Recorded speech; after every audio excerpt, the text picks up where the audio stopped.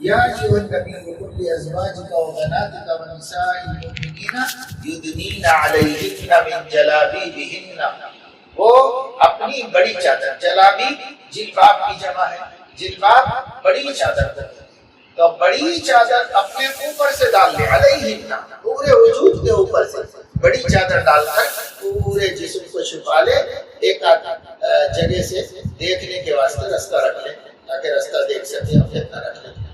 جب یہ آیت نازل ہوئی تو صحابیات نے ایسا ہی عمل کیا، بڑی چادر لے کر ایسا اوڑھ کے نکلتے تھے کہ کون عورت ہے، کس کی بیوی ہے، کس کی بہن ہے، کس کی اماں ہے، کسی کو نہیں پتا چل سکتا تھا، ایسے اوڑھ کر کے نکلا۔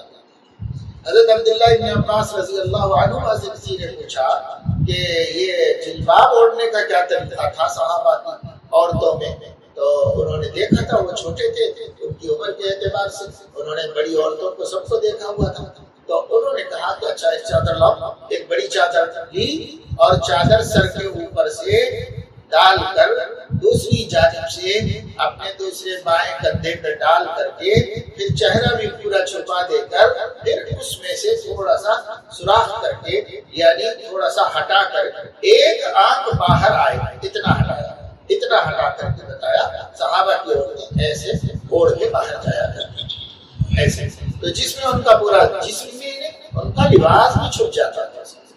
اب کیا ہے، ایک آنکھ کھلی رہتی تھی جس میں سے وہ راستہ دیکھ سکیں، کسی کا کوئی چیز دیکھ سکیں، خریدنا ہو، بیچنا ہو، ملنا ہو، کسی کے گھر کو جانا ہو، راستہ دیکھنے کی تو آنکھ چاہیے نا، تو آنکھ دو آنکھیں بھی نہیں، ایک آنکھ کی جگہ بنانا، اس کے اندر سے وہ دیکھتے تھے، تو یہ اللہ تعالیٰ کے حکموں پر عمل کرنے کا ان کا طریقہ تھا۔ اب اس کے بعد ہم لوگ اس کو چادر کو جو ہے ایک لباس بنا دیے، ٹھیک ہے، وہ بھی چلے گا، یعنی بڑی سی چادر کو دو ٹکڑے کر دیتے ہیں پہننے میں سہولت ہو جائے، اس لیے پہلے عورتیں نیچے سے ایک لہنگے کی طرح پہن لیتی تھی، ایک اوپر سے اوڑھ لیا جس میں وہ پورا چھپ جاتی تھی، اور وہ جو جلباب کا حکم ہے اس پہ عمل ہو جاتا تھا، اس میں کوئی کمی نہیں رہتی تھی، اس پر عمل۔ پھر اندر نقاب باندھ، اوپر سے ایک باریک کپڑے کا نقاب ڈالنا تھا، وہ باریک کپڑے میں سے اس کو سب دکھتا رہتا تھا، دوسرے کو ان کی آنکھیں نہیں دکھتی تھی اور ان کو باہر سے دکھتا رہتا تھا، جس سے وہ اپنا جہاں جانا ہے جاتے تھے، جو خریدنا ہے خریدتے تھے، جو کام سب پہلے بھی کرتے تھے، لوگ دواخانوں کو جاتے تھے، بچوں کی خدمت کرتے تھے، رشتہ داروں سے ملتے تھے، سب کرتے تھے۔ اب اس کے بعد دھیرے دھیرے وہ پردہ ایسا ہو گیا کہ عرب کی عورتوں نے برقعوں کو حسین اور خوبصورت کب بنایا؟ جب وہ لوگوں کے پاس پیسہ آیا، وہ غریب تھے جب تک سیدھے سادے تھے، جب ان کے پاس پیسہ آیا تو فیشن کے شوق ہوئے ان لوگوں کو، اور فیشن کے شوق میں پہلے مصریوں نے ایسا کیا، سعودیوں نے سب سے آخری اور مصریوں نے سب سے پہلے، اور اس طرح اور لوگوں نے کیسے کہ بھائی اس پر ایمبرائڈری کرو، اس پر اسی کلر کا کام کراؤ، تو چلو وہ بھی پھر بھی دراغہ نہیں کرتا، اور آگے بڑھے تو اس پر دوسرے کلر کے کام کراؤ، اور برقعوں کے کلر چینج کرو، اور اس کو ایک سے ایک ڈیزائن میں بناؤ، تو وہ ڈیزائنرز کے ہاتھ میں چلا گیا۔ جب برقع ڈیزائنرز کے ہاتھ میں چلا گیا تو وہ آپ کا لباس بن گیا۔ اب یہ لباس پہ پھر چادر اوڑھنا، اس واسطے کہ یہ لباس بھی زینت ہے، اور زینت سے بچانے کے لیے چادر اڑائی گئی تھی کہ زینت لوگوں کی نظر میں نہ کھٹے، لہذا آپ چادر اوڑھ کے نکلو، نہ محرم کے پاس باہر جا رہے ہو تو محرم کے لیے تو ضرورت نہیں ہے اس کی، محرم کے تو سامنے زینت کا اظہار کر سکتے ہیں۔ وَلَا يُبْدِينَ زِينَتَهُنَّ إِلَّا مَا ظَهَرَ مِنْهَا وَلْيَضْرِبْنَ بِخُمُرِهِنَّ عَلَى جُيُوبِهِنَّ، یہ جو ہے اپنے گھروں کے اندر آسان پردہ، صاف ستھرا باحیا لباس ایسے اللہ تعالیٰ نے رکھا جس میں گرمی سے بھی بچ سکتے ہیں، کوئی زیادہ تکلیف بھی نہیں، بے چینی بھی نہیں، ایسا باہر جاؤ تو اس کا حکم الگ دیتے، گھر میں رہو تو اس کا حکم الگ دیتے۔ اب وَلَا وَلْيُبْدِينَ زِينَتَهُنَّ إِلَّا لِبُعُولَتِهِنَّ أَوْ آبَائِهِنَّ أَوْ آبَاءِ بُعُولَتِهِنَّ أَوْ أَبْنَائِهِنَّ أَوْ أَبْنَاءِ بُعُولَتِهِنَّ أَوْ إِخْوَانِهِنَّ أَوْ بَنِي إِخْوَانِهِنَّ أَوْ بَنِي أَخَوَاتِهِنَّ أَوْ نِسَائِهِنَّ أَوْ مَا مَلَكَتْ أَيْمَانُهُنَّ وَاتَّقِينَ اللَّهَ۔ یہ مطلب تو اب یہ 10 ہو گئے کہ 10 آدمیوں کو محرم بنا دیا، ان کے سامنے تم گھر کے کپڑوں میں رہ سکتے ہو، اچھے خوبصورت کپڑوں میں، بہترین کپڑوں میں، لیکن وہ کپڑا باحیا ہو، آج کل کی طرح بے لباسی نہ ہو۔ تو ایسے کپڑوں میں محرموں کے سامنے رہ سکتے ہیں، گھر میں برقع پہننے کی کوئی ضرورت نہیں، چادر اوڑھنے کی کوئی ضرورت نہیں۔ وہ کون لوگ ہیں؟ الا لبعولتہم، شوہروں کے ساتھ۔ شوہر تو بالکل ہن لباس لکم وانتم لباس لہم، اس سے کوئی حجاب ہی نہیں ہے، اس سے کوئی پردہ ہی نہیں ہے۔ آپ آبائی بعولتہم، شوہروں کے والد، ابنائی بعولتہم، شوہروں کی اولاد، اور جو ہے او ابنائہم، اپنی اولاد، اپنے بیٹے اور اپنے بیٹوں کے بیٹے اور اپنی بیٹی کے بیٹے، ان کے لیے بھی یہ سب محرم ہے تمہارے۔ او اخوانہم، بھائی سگے بھائی بھی تمہارے محرم ہیں، چچیرے پھپھیرے خلیرے ممیرے بھائی یہ محرم نہیں ہے۔ محرم جو ہے وہ ہے جس سے آپ نکاح نہیں کر سکتے، اب بھی نہیں کر سکتے، بعد میں بھی نہیں کر سکتے، وہ محرم ہے۔ تو ان محرموں کے سامنے نکلنے میں کوئی حرج کی بات نہیں ہے۔ اور بھائی کے بچے ہیں، بہن کے بچے ہیں، اپنی سگی بہن کے جو بچے ہیں، وہ بچے بھانجے بھی اپنے محرم ہیں، ان کے سامنے بھی نکل سکتے ہیں۔ اور مسلم عورتوں کے سامنے بھی پردے کی ضرورت نہیں، جس کا مطلب یہ ہے کہ غیر مسلم عورتوں سے بھی پردے کا اہتمام کرنا چاہیے۔ مسلم عورتوں سے او نسائہم او ما ملکت ایمانہم، یہ جو تمہارے غلام، اب یہ 10واں جو ہے وہ اس زمانے میں نہیں ہے، بس اب 9 ہے، تو 9 کو سیکھو۔ جو طالبات مدرسوں میں جا کے پڑھتی ہیں تو باقاعدہ بھائی حضرت عمر رضی اللہ تعالیٰ عنہ فرماتے تھے علموا نساءکم سورۃ النور، اپنی عورتوں کو سورہ نور کی تفسیر اچھی طرح سمجھاؤ، سورۃ الاحزاب سمجھاؤ۔ یہ صورتوں میں خاص طور سے عورتوں کے لیے ہدایتیں ہیں، تہذیب و معاشرت کی باتیں بتائی گئی، یہ سب سکھانا چاہیے۔ یہ سب سیکھیں گے تو اسی سے آج کل جو کچھ تکلیفیں ہیں وہ بے پردگی کی وجہ سے ہیں۔ اگر آپ شروع سے پردہ کراتے تو ایک مرتبہ ہم نلگنڈے میں ایک نیک آدمی تھے، ان کی بچیوں کے نکاح میں بلانے پر آئے تھے تو نکاح پڑھا دیے۔ اس کے بعد وہ بچیوں کی رخصتی ہو رہی تھی تو والد جو تھے وہ غیر معمولی متاثر نظر آ رہے تھے، حالانکہ بڑے باروڑ آدمی تھے اور بڑے بااثر تھے، مضبوط آدمی تھے، لیکن بہت زیادہ رو رہے تھے اور بہت زیادہ متاثر ہو رہے تھے۔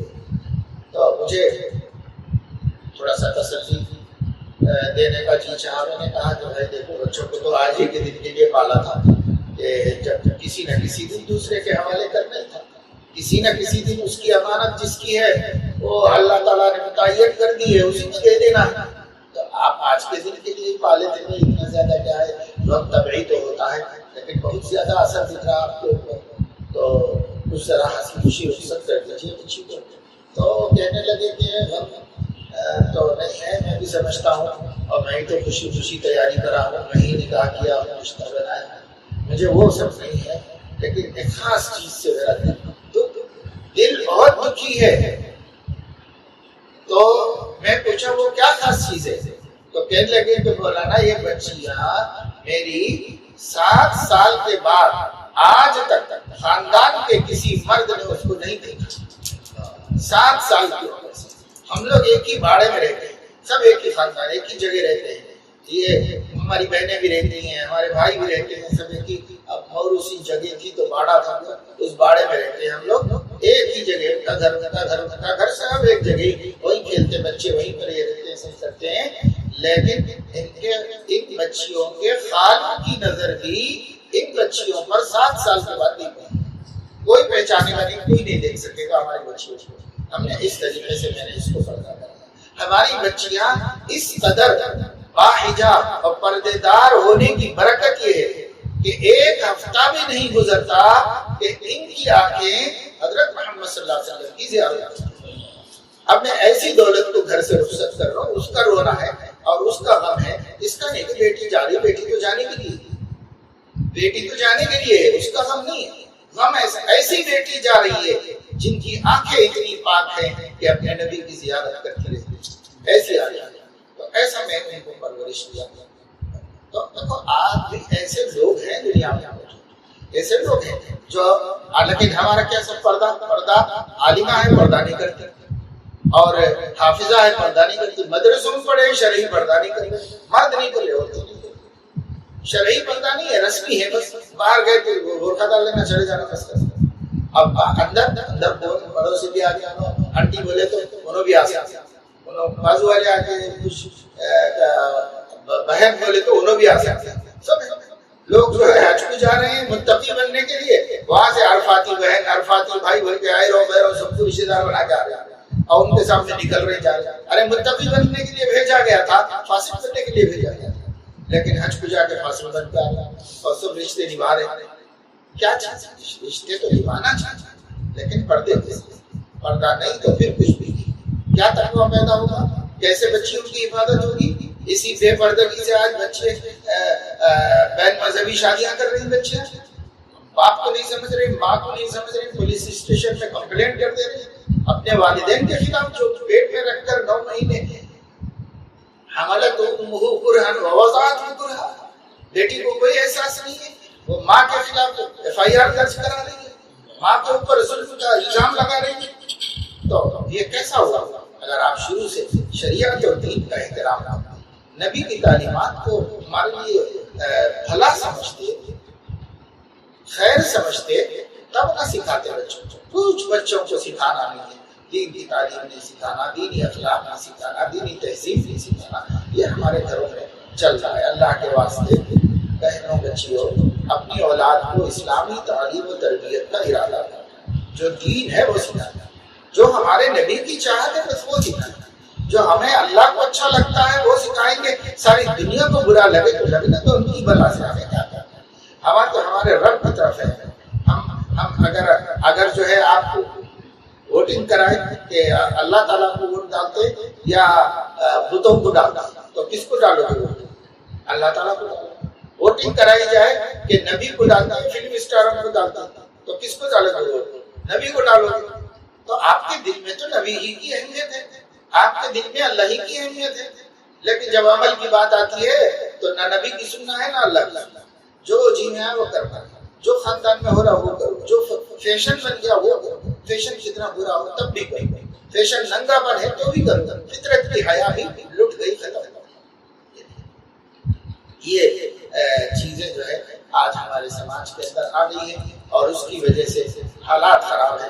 پھر یہ بچیاں اگرچہ کہ بھاگ کے نہیں چلے گئی، آپ ہی جو ہے دیکھ کے ڈھونڈ کے اچھا خاندان، اچھا کمانا، اچھا رہنا، اچھا پڑھا، سب دیکھ کے ایک داماد اپنی خواہش کے مطابق شادی کر کے دیے، وہاں جا کے انہیں سکون سے نہیں رہے، چین سے نہیں رہے، انہیں بول رہا بھائی کیا کمی ہے گھر میں، سب اچھا ہے نا، تو کچھ بھی نہیں، خاموش ہوتے ہوتے ہوتے ہوتے 2 مہینے 3 مہینے 4 مہینے کے بعد یہ راز کھل رہا کہ میرے کو آپ پسند نہیں ہے، میرے کو کوئی اور پسند ہے۔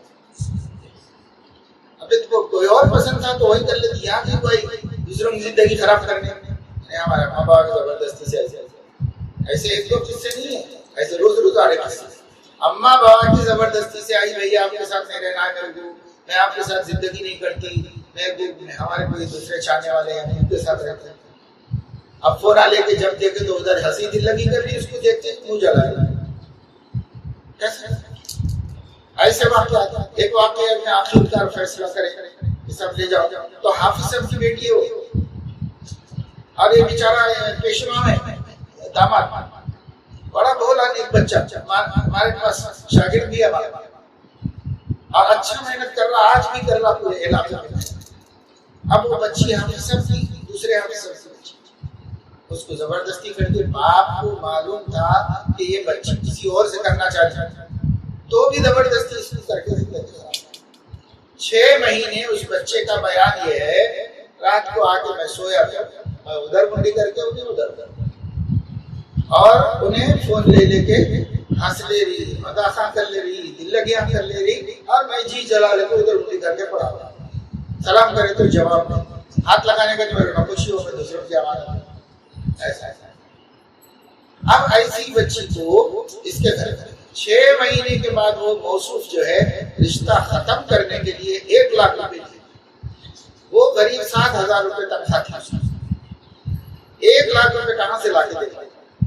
1,00,000 دیے مجبوراً مسلیاں تھوڑے تھوڑے پیسے جمع کر کے اس کی زندگی اس کی جان چھوڑ. یہ ظلم، یہ گھر مسلم گھرانوں کا کلچر ہے. آپ بڑے بڑے بادہ جائز دو جائز نہ کھولو، ارے وہ بات کی باتیں چھوڑو، تمہارے پاس انسان ہے تو بات کری گئی. انسان ہی نہیں ہے، مسلمان ہی نہیں ہے، دین پہ چلنا ہی نہیں ہے، اللہ رسول کی ماننا ہی نہیں ہے، تو پھر کیا کیا کیا. اس لیے ایسے واقعات پیش آ رہے ہیں، آپ نگرانی نہیں کریں گے کس کے. اب میں کیا بتاؤں، ہماری بہنیں بچیاں بعض باتیں حیا کی ہوتی ہے، لیکن عبرت کے لیے آپ کو بتاتا ہوں کہ لڑکے کو بلا کر کے تنبیہ کر رہے، ڈانٹ رہے، بچی ہماری شریف بچی ہے، تم کیوں چھیڑ رہا، ایسا کیوں کر رہا، تو مجھے جیل میں دے دیں گے، یہ کریں گے.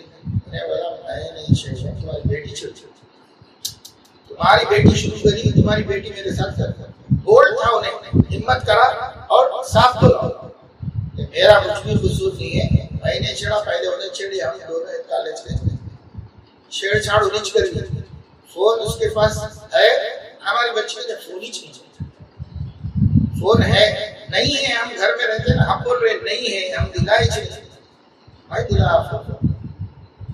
میں دلا تو تم کہاں دلائے؟ اچھا نہیں، جھوٹے بتائیں ایسے ویسے.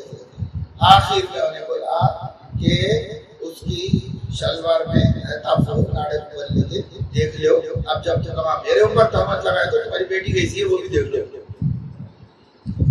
نکلا وہاں، اب وہاں رکھ کے رہ رہی اندر، اور بیت الخلاء میں گئے وقت، غسل خانے میں گئے وقت میں ایسے جا مار کے بیٹھ گئے. اب یہ باتیں بولنے کی ہے کیا؟ آپ گھر میں بیٹھ کے مدرسے میں بول رہے ہیں، بالکل بول رہے ہیں. آپ سنو، آپ کہاں تک بات پہنچی گئی ہے. بڑی اچھی بھائی ہماری بچی ایسی نہیں، ہماری بچی ایسی نہیں. ارے تم ویسی بنائے تو بولنا تھا، کیا تربیت کرے، کیا سکھائے. اس کے بعد خالی ہماری بچی ہماری بچی. تمہاری بچی کیا قدرت سے فرشتہ ہے، انسان ہے، ماحول جیسا ہے ویسے ماحول کے سانچے میں ڈھل جائے گی. بچہ بھی ڈلے گا، بچی بھی ڈلے گی. آپ اس ماحول سے بچانے کی کوئی فکر کرے تھے؟ نہیں کرے. پھر اب رونے کا کیا کیا؟ اب رونے کو کیا کیا؟ اب بات چلو ایسا کچھ تو بھی کر لے گے، پیار محبت سے مسلمانوں تو بھی کر لیے، تو ہم بولتے تھے چلو بھائی اللہ اسی میں بھلا کر دے، اسی میں خیر کر دے. لیکن مسلمان بے ایمان کے ساتھ بھاگ گئی تو اس کو کیا کرنا؟ پڑھی لکھی ڈاکٹر، آج ڈاکٹری اس کی ختم ہوئی. والدین لینے کے واسطے گئے، کرائے کا گھر دلائے تھے، پیسہ تھا، سب کی دولت. قرآن پڑھنے والی، نماز پڑھنے والی، باحجاب لڑکی. کبھی والد چلے جاتے تھے، کبھی والدہ چلے جاتے تھے، کبھی بھائی چلے جاتا تھا. ایک آدھ 2-3 دن رہ کے آ جاتے تھے پڑھ لینے کے لیے وہاں میڈیکل کالج. اس کی ڈگری ختم ہوئی تو کاروبار لے کے، سامان لے کے کر کے والدہ بیٹے کے ساتھ گئے لا لینے کے واسطے، سامان وامان کے ساتھ واپس لا لینے. آج ڈگری ملنے کا دن ہے. اور زمین خریدی، بلڈنگ بنائے، دواخانہ کھول کے دیں گے، ڈاکٹر داماد کو دیکھیں گے، ڈاکٹر بڑا دواخانہ بنا کے دیجیے، سب پورا ہی. اس کے بعد جب گئے تو گھر میں نہیں تھی، گھر کھلا ہوا تھا. گھر میں سے بیٹھ کے فون کرے تو ایک دفعہ فون اٹھائی اور یہ بولی کہ میں تمہاری اولاد نہ ہوں، میرے کو بھول جاؤ، میں کسی اور کی ہو گئی. پھر اس کے بعد فون کرے تو فون ہی نہیں اٹھائے. دیکھ دیکھ کے رو کے اپنا کیا کرنا بھائی. بولے تو بابرے ٹھیک ہے، وہ سامان وامان دار لے کے آ جاتا تو سب سامان وامان سیٹ لے کے آ گیا. اب اچھی فون اٹھانے کے لیے تیار ہے. ماں روتے روتے دیوانی ہو گئی، بھائیاں جو ہے روتے روتے کھانا نہیں کھا رہے، گھر میں نہیں رہ رہی، دیوانوں کے سب پھر رہی. مالدار لوگوں کا گھر تھا، دونوں بھائیاں شریف بچے بیچارے، کیسا کس کو منہ دکھانا، کیسا جینا، کیا کرنا، خودکشی کر لینا، کیا کر لینا. ایسا بچے، جوان بچے. اب مجھے ہے کہ فون اٹھانے کا نام نہیں. پھر والد گئے علاقے میں جا کے تحقیق کیے، وہاں کے کسی بڑے وکیل کی پکڑے تو وکیل بولا تو وہ کیس میرے پاس ہے، تمہاری بیٹی کورٹ میں ایفیڈیوٹ داخل کر کے میں ہندو مذہب میں چینج ہو گئی ہوں، میرے اوپر میرا خاندان ظلم کرے گا، اس لیے میرے آپ لوگ بچائیے. تو کورٹ میں سے اسے پرمیشن لا دیں. ایک بچے کے ساتھ چلے گئے کالج میں، وہ ہندو بچہ اعلیٰ ذات کا بھی نہیں ہے، ایسے ہی ادنا ذات اس کے ساتھ. کیا کرتے ہیں؟ گھر میں ماتم ہو گیا، اتنا بڑا ہاسپٹل تیار کرا ہے کس کے واسطے، گھر بنا ہے کس کے واسطے؟ باپ میرے سامنے رو رو کے بلا کے مولانا 8 سال کی عمر سے مزدوری کرا رہا، ابا کا انتقال ہو گیا، مزدوری کر کر کے ہوٹلوں میں کام کر کے برتنا دھو کے گھر چلا گیا، اس کے بعد باہر چلے گیا تھا۔ اللہ تعالیٰ پہلے تو کسی ہوٹل میں کام کرا، پھر اس کے بعد تھوڑا مینیجر بنا، پھر یہ بنا، پھر یہ بنا، اللہ پیسہ دیا، اولاد کو پڑھا لکھا اچھا دیکھنا چاہتا تھا، بچوں کو اچھا، مگر پہلے تھوڑے بڑی بیٹی جیسے کرتی ہے، بڑی بیٹی جیسا کرتی ہے، کیا کرو؟ یہ سب کیوں ہے؟ ایک بات آپ لوگ نوٹ کر لو، وہ سب اس لیے ہے کہ آپ نبی پر ایمان تو رکھتے ہو لیکن ان کو اپنا خیر خواہ نہیں سمجھتے۔ اب آپ مانو نہ مانو، حقیقت یہ ہے وہ ہمارے نبی ہیں، ہم کو ان سے محبت ہے، مگر وہ ہمارے رہنما ہیں، ہم ان کی بات مانیں گے یہ نہیں۔ تو آپ نے قسم کھا کے بیٹھے ہو نہیں ماننا ہے نبی کی بات، نہیں سننا ہے شریعت کے احکام، نہیں ماننا۔ اب حضرت مولانا مفتی امجد صاحب ایک بزرگ تشریف لائے تھے ساؤتھ افریقہ سے، حیدرآباد میں 10 روزہ پروگرام جگہ جگہ چلے ہوئے۔ ایک مجلس میں بھی گیا کہ بڑوں کے صحبت یافتہ ہے، ہم بھی تھوڑی دیر بیٹھیں گے، تو موقع ملا تو چلے گیا، 2-3 مجلسوں میں گیا۔ ایک مجلس میں وہ یہ کہہ رہے تھے کہ آج کل تو کتنے گھروں میں زنا ہو رہا ہے ہم نہیں بول سکتے، کتنی زندگیاں خراب ہو گئی، کتنی اولاد ناجائز ہے وہ بھی نہیں بول سکتے۔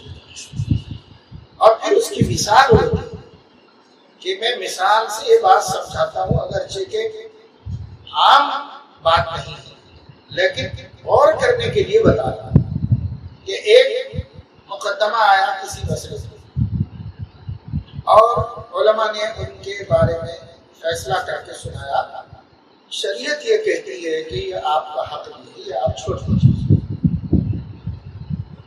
تو اس شخص نے اسی بھری مجلس میں کہہ دیا میں شریعت وریعت کو نہیں مانتا، شریعت تم اپنے پاس رکھ لو۔ تو شریعت کو نہیں مانتا بولنے کے بعد مومن کہاں رہا؟ شریعت تمہاری شریعت تم رکھ لو، میں شریعت وریعت نہیں مانتا۔ نہیں مانتا بولنے کے بعد کسی بھی مفتی سے پوچھو ایمان رہا، اب جب اس کا ایمان چلا گیا تو بھی کے ساتھ تعلقات کو سے ہیں، اور اس کی جو اولاد ہو رہی ہے وہ اولاد کو سی ہے۔ اب اس کی تعبیر کچھ بھی کرے بات کی بات ہے، لیکن سیدھا سیدھا تو دین کا انکار کر کے ایمان خود بخود چلا جاتا ہے۔ اب جہالت کی تعبیر کرو، بچانے کی کوشش کرو، جو بھی کرو وہ بات کی بات ہے، لیکن اگر اللہ اسی پر فیصلہ فرما دے تو کیا یہ زندگیاں اسلام حلال زندگیاں ہیں؟ ایسی اتنی حرامی زندگیاں ہیں؟ کتنی باتیں زبان سے ایسی بول دے رہے ہیں جو ایمان کو سلب کر لینے والی بات ہے، بولتے رہتے ہیں۔ بھائی جہالت کو دور کرنا بہت ضروری ہے، علم حاصل کرو، خدا سے ڈرو، تقویٰ اور پرہیزگاری اختیار کرو، اپنی اولاد کی اچھی تربیت کرو۔ کتنی عورتیں شوہروں سے ایسی باتیں بول رہی ہیں جو مسئلے کے اعتبار سے بہت نازک ہیں، مگر غصے میں بول رہے انہوں بول رہے ہیں، شوہر صاحب غصے میں جو چاہے بولتے رہتے اور پھر ویسی چیزیں لیتے۔ پنجاب سے مجھے ایک خاتون نے بتایا کہ حیدرآباد میں بھی رہتی تھی، ایک خاتون تھی، وہاں تک تبادلہ ہوا ہے، وہاں چلی گئی تو بتایا کہ مولانا گھر میں رہتے ہیں اور وہ متعلقہ سب سسرال میں رہتے ہیں اور سب متعلقہ ہے، کئی گھروں میں طلاق شدہ رہتے ہیں۔ کیا ساس بولتی چھوٹیا تو کیا ہوا، کہاں جاتے تم میرے پاس ہی رہ جاؤ گے، رکھ لے رہے تو پھر ناجائز تعلقات بھی چل رہے تھے، اب بھی طلاق ہوئی۔ تو خیر پنجاب تو ایک بہت ہی دین سے دور علاقہ ہے، جہاں علماء نے، مساجد نے، مدارس نے، آج بھی تھوڑا تھوڑا حال بدلا ہے، لیکن بہت ہی وہ سب ہم ہمارے شہروں میں دیکھ رہے ہیں، پڑھے لکھے گھروں میں دیکھ رہے ہیں، ہر جگہ ایسے اللہ تعالیٰ اپنے فضل و کرم سے توفیق عمل نصیب فرمائے۔ آپ لوگ یہاں پر آئے مدرسے کی دعوت پر، ذرا غور کرو، سوچو اللہ کے واسطے، اگر سماج یوں ہی بہکتا رہے گا تو کیا آگے چل کر کے اسلام اور کفر سب ملا کے ایک ہی چیز ہو جائے گی کیا؟ اور لوگ کسی فرق کو نہیں محسوس کریں گے، اگر ایسا ہوگا تو یہ ہمارے لیے بہت بڑے خسارے کے نقصان کی بات ہوگی۔ یاد رکھو کہ اسلام کو آپ کی مدد کی ضرورت نہیں ہے، وہ خود ہی غالب رہنے کے لیے آیا ہے، غالب رہے گا، لیکن آپ غالب رہنا چاہتے ہو تو آپ کو اسلام کی ضرورت ہے۔ اگر اسلام آپ کے پاس ہوگا تو اسلام کے صدقے میں غالب رہو گے، اور اگر اسلام کو ہم چھوڑ دیں گے تو اسلام تو محفوظ رہے گا، ہماری حفاظت کرنے والا دھرتی پہ کوئی بھی نہیں۔ اللہ تعالیٰ اس بات کی سمجھ ہمیں نصیب فرما دے، آمین وآخر دعوانا یا رب لك الحمد كما ينبغي لجلال وجهك وعظيم سلطانك، اللهم صل وسلم وبارك وترحم وتحنن على سيدنا ومولانا محمد عبدك ورسولك، وصل على المؤمنين والمؤمنات والمسلمين والمسلمات۔ اللہ اپنے فضل و کرم سے ہمارے گناہوں کو معاف فرما، تمام خطاؤں لغزشوں کو درگزر فرما، ہم سب کو صراط مستقیم پر استقامت نصیب فرما، ہر خطرے سے، ہر فتنے سے، ہر فرقے سے، ہر گمراہی کی دعوت سے ہماری اولاد کی حفاظت فرما۔ اے اللہ ہمیں اپنی اولاد کی صحیح تعلیم و تربیت کی توفیق نصیب فرما، اس کی اہمیت کو سمجھنے کی توفیق عطا فرما۔ اے مولا ہر خطرے سے، ہر ذلت سے، ہر رسوائی سے ہماری حفاظت فرما۔ اے اللہ اپنے فضل و کرم سے ہر طرح کی آزمائشوں سے حفاظت فرما، بیماریوں سے، وباؤں سے، بلاؤں سے حفاظت فرما۔ اے مولا کریم ہمارے اپنے گھروں میں ایمان والا ماحول بنانے، صحابہ والا ماحول بنانے، حیا والا ماحول بنانے، حجاب والا ماحول بنانے کی توفیق عطا فرما۔ وصلی اللہ تعالی علی خیر